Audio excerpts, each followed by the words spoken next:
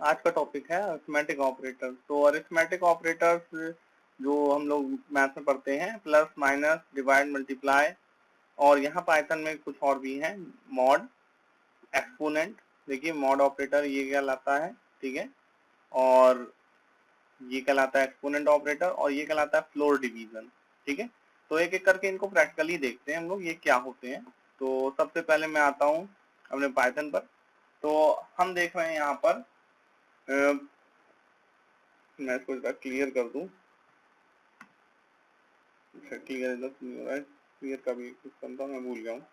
चलिए, तो फिलहाल सबसे पहले मैं आपको अरिथमेटिक ऑपरेटर दिखाता हूँ, ठीक है। अरिथमेटिक ऑपरेटर जैसे कि आप जानते हो 5, मैं एडिशन ऑपरेटर दिखा रहा हूँ। 5 + 4 कितना होता है 9, ठीक है। इसी तरह से अगर मैं 5 प्लस माइनस, ठीक है, ये नेगेटिव वैल्यू को रिप्रेजेंट कर रहा है, -3 कर दूं तो क्या आंसर आएगा? प्लस माइनस माइनस हो जाता है तो 5 - 3 की तरह से ये 2 आंसर दे देगा हमारा, ठीक है। तो आप ऐसे भी कर सकते हैं, ये भी यहाँ पे एडिशन हो रहा है 5 का -3 के साथ में। इसी तरह से आप -5 प्लस -2 करेंगे तो -7 आंसर आ जाएगा, ठीक। इसी तरह से आप जो है सब्ट्रैक्शन परफॉर्म कर सकते हैं। फॉर एग्जाम्पल 6 - 4 = 2, ठीक है। -4 - 4 = -8, एकदम सेम वैसे ही है, ठीक है। या फिर 4 माइनस प्लस 3, कोई सेंस नहीं है इसका, माइनस प्लस माइनस ही हो जाएगा, तो 4 - 3 की परफॉर्म होगा और 1 आंसर आ जाएगा। तो ये था एडिशन सब्ट्रैक्शन। फिर आते हैं मल्टीप्लिकेशन, भी एकदम सेम वैसे ही जैसा हम मैथ्स में पढ़ते हैं। तो इसके लिए हम लोग 4 × 2 आंसर आएगा 8। इसी तरह मैं अगर कोई नेगेटिव वैल्यू को किसी पॉजिटिव वैल्यू से मल्टीप्लाई करूं तो -3 × 4 = -12। इसी तरह अगर मैं कोई पॉजिटिव वैल्यू का नेगेटिव वैल्यू में मल्टीप्लाई करूं तो जैसे 7 × -3 = -21। इसी तरह से अगर मैं किसी नेगेटिव वैल्यू का किसी नेगेटिव वैल्यू से मल्टीप्लाई करूं, -4 × -5 -20, +20, ठीक है। माइनस माइनस प्लस हो जाता है तो यहाँ पे +20 हो जाएगा। नेक्स्ट है डिवीजन। डिवीजन में हमारा ये हमेशा फ्लोटिंग पॉइंट में आंसर आता है, ये याद रखिएगा। पाइथन में फ्लोटिंग पॉइंट में आंसर आएगा 3 वर्जन में, जबकि पुराने वर्जन में 2 में आपको जो है चेंजेस नजर आएंगे, ठीक है। तो यहाँ पर वहां पे इंटीजर में आंसर आता है। तो यहाँ पे फिलहाल में हम 3 वर्जन पढ़ रहे हैं, तो हम कोई कंफ्यूजन नहीं रखेंगे, हम सिर्फ 3 के अकॉर्डिंग बता रहे हैं। यहाँ फ्लोट में जैसे हम लोग पढ़ते हैं अपने मैथ में वैसे ही आंसर आता है। जैसे 5 / 2 आंसर क्या आएगा? 2.5 प्लस का। अगर मैं इसी को -5 तो डिवीजन 2 करूं तो ये -2.5 हो जाएगा। इसी तरह से अगर मैं 5 / -2 करूं तो भी -2.5 आएगा, और -5 / -2 करूंगा तो +2.5 आ जाएगा, ठीक है। माइनस माइनस यहाँ पे कट जाएगा। नेक्स्ट आते हैं हमारे नेक्स्ट ऑपरेटर पर, मॉड ऑपरेटर पर। तो मॉड ऑपरेटर के भाई कुछ रूल हैं, ठीक है। तो मॉड ऑपरेटर का कुछ रूल आपको दिखा देता हूँ पहले, ठीक है। तो यहाँ पे देखिए इसका रूल है भाई, if sign of numerator, numerator मतलब ऊपर वाला part, and denominator is same, ठीक है। जैसे यहाँ 25 न्यूमरेटर है और 7 डिनोमिनेटर है, और इनका साइन क्या है भाई? +25, और ये 7 का भी +25। अगर कोई साइन नहीं लगा होता तो वो प्लस कहलाता है। देन टेबल ऑफ डिनोमिनेटर, मतलब डिनोमिनेटर मतलब भाई 7 हमारा डिनोमिनेटर है, तो इसका टेबल हमें should be read just less than or equal to value magnitude only। इसका मतलब क्या भाई? 7 का टेबल हमें ऐसे पढ़ना है कि या तो 25 से कम रहे या तो इसके बराबर रहे, ठीक है। तो 7 3 × 21, इससे जस्ट कम आएगा, ठीक है। 25 तो आता नहीं है, ठीक है। अगर 25 आ जाता तो फिर इसका रिमाइंडर 0 बचता, ठीक है। यहाँ पर 21 हमारा आएगा और रिमाइंडर बचेगा। डिफरेंस कितना आया यहाँ पे 21 और 25 में? 4 का, ठीक है। तो आंसर हमारा होगा 4। लेकिन उसमें साइन कौन सा लगा है, प्लस का कि माइनस का? तो हमेशा आंसर के लिए याद रखिएगा डिनोमिनेटर जो होता है उसी के आंसर में, उसी के साइन में हमेशा आंसर आता है। तो यहाँ पे 7 डिनोमिनेटर है, उसका साइन पॉजिटिव है, इसलिए +4 आएगा। यहाँ पे देखिए -25 न्यूमरेटर में -25 और यहाँ -7, ठीक है। तो दोनों के साइन सेम है, इसमें भी यहाँ पे प्लस में थे दोनों के सेम और यहाँ माइनस में दोनों के सेम है।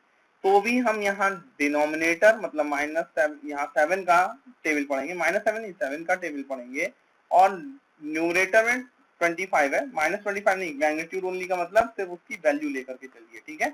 तो 7 का टेबल यहाँ पे पढ़िए और 25 या 25 से कम होना चाहिए क्योंकि साइन सेम है इसलिए।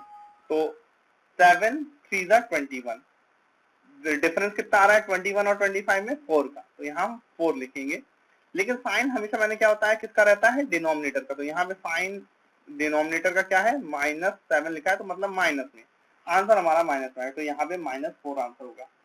अब अगर if sign of numerator and denominator is different then table of denominator should be read just greater than और इक्वल टू वैल्यू में magnitude only of numerator and difference with sign of denominator is result. मतलब यहाँ पे देखिए -44 ये हमारा numerator और 10 क्या है डिनोमिनेटर।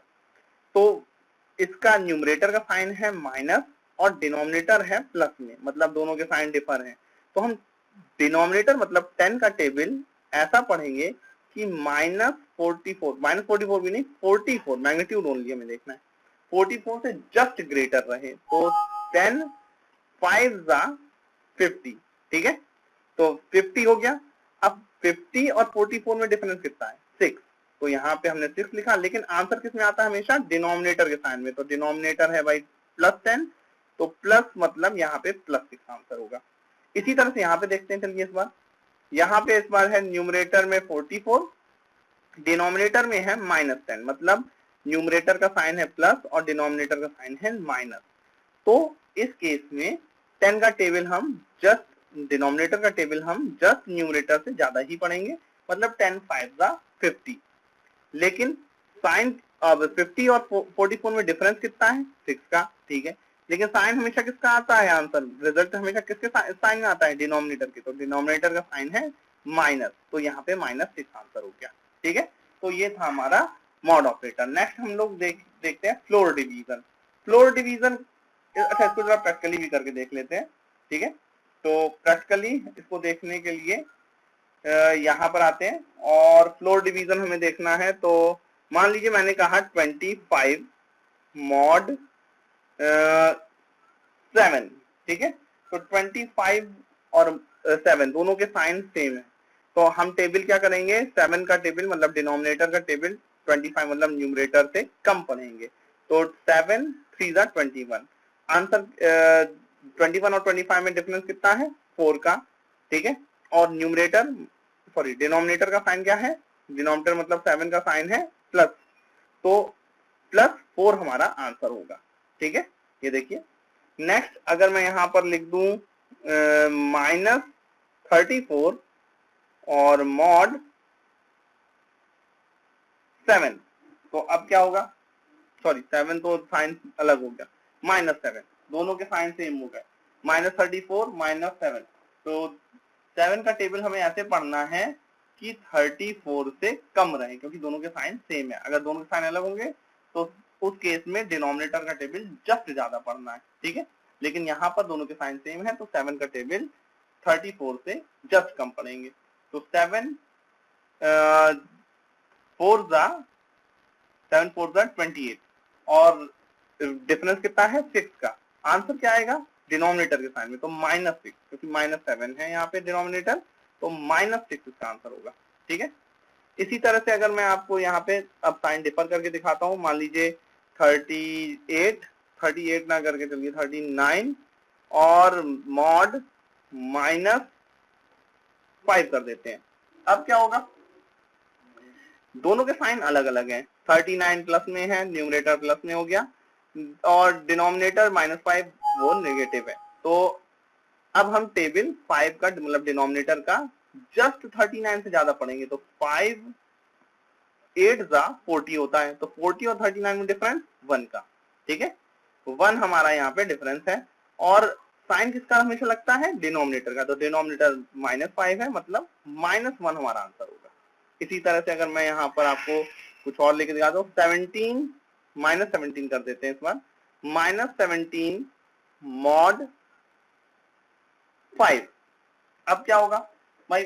5 पॉजिटिव है, डिनोमिनेटर पॉजिटिव है, जबकि न्यूमरेटर नेगेटिव है, मतलब साइन डिफर है। तो डिनोमिनेटर का टेबल हमें न्यूमरेटर से जस्ट ज्यादा पढ़ना है, मतलब 5 4 20। डिफरेंस कितना आया? 3 का।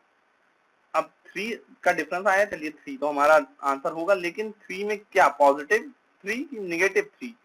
5 है पॉजिटिव, डिनोमिनेटर हमारा है 5 और वो है पॉजिटिव, तो आंसर हमारा +3 होगा। ठीक है, आई होप आपको ये समझ में आ गया होगा। नेक्स्ट आते हैं फ्लोर डिवीजन पर। फ्लोर डिवीजन का साइन ये होता है, इसका रूल ये है कि भाई हमेशा आंसर जो होगा वो हमारा, पहले डिवीजन परफॉर्म कर लीजिए। डिवीजन परफॉर्म करने पर आपका जो भी आंसर आ रहा है उसके नजदीक का या उसके बराबर का जो भी इंटीजर है वही इसका आंसर होता है। फॉर एग्जाम्पल मैं अगर बात करूं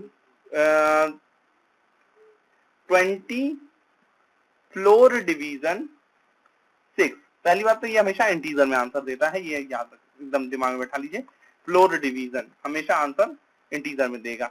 अब 6 3.6 18 होता है, 3.3333 करके आंसर आएगा डिवीजन करते तब, लेकिन ये है फ्लोर डिवीजन।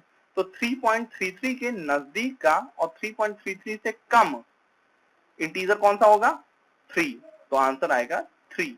ठीक है, चलिए एक और चीज देखते हैं। मान लीजिए -20 होता, ठीक है, और फ्लोर डिवीजन 6 करते, तो क्या होता? तो इसका आंसर होता -3.33। ठीक है, अब -3.33 के नजदीक का और इससे कम इंटीजर क्या होता है? आप में से कई लोग शायद बोले -3, लेकिन -3 से बड़ा होता है। ठीक है, उससे कम नहीं होता, उससे -3.33 से कम। और इंटीजर कौन सा कहलाएगा? -4, तो इसका आंसर आएगा -4। ठीक है, आई होप आपको ये समझ में आ गया होगा फ्लोर डिवीजन भी। ठीक है, आप ऐसा कई और के साथ में भी करके देख सकते हैं। अगर मैं इसको 1 फ्लोर डिवाइड 2 करूं तो क्या आता है भाई? तो आता है 0.5। अब 5 का नजदीकी इंटीजर कौन सा है 0.5 का? उससे छोटा 0, तो आंसर आएगा 0। यहीं अगर मैं -16 फ्लोर डिवीजन 4 कर दूं तो अब क्या आएगा आंसर? भाई ये तो पूरा पूरा चला जा रहा है, तो ये जा रहा है कितने टाइम्स? अगर मैं लेके जाऊं तो -4 है ना, तो वो खुद ही एक इंटीजर है, तो आंसर इसका -4 आ जाएगा। ठीक, तो नेक्स्ट हम लोग चलते हैं फ्लोर डिवीजन के बाद एक्सपोनेंट, एस्ट्रिक वाले अपने अरिथमेटिक ऑपरेटर पर। ठीक है, ये पावर निकालने के लिए होता है। फॉर एग्जाम्पल हमें 2 की पावर 3 निकालना है। भाई 2 की पावर 3 कितना होता है? 8, तो इसका आंसर 8 आ जाता है। इसमें एक चीज ध्यान देने वाली ये है कि ये हमेशा राइट टू लेफ्ट वर्क करता है।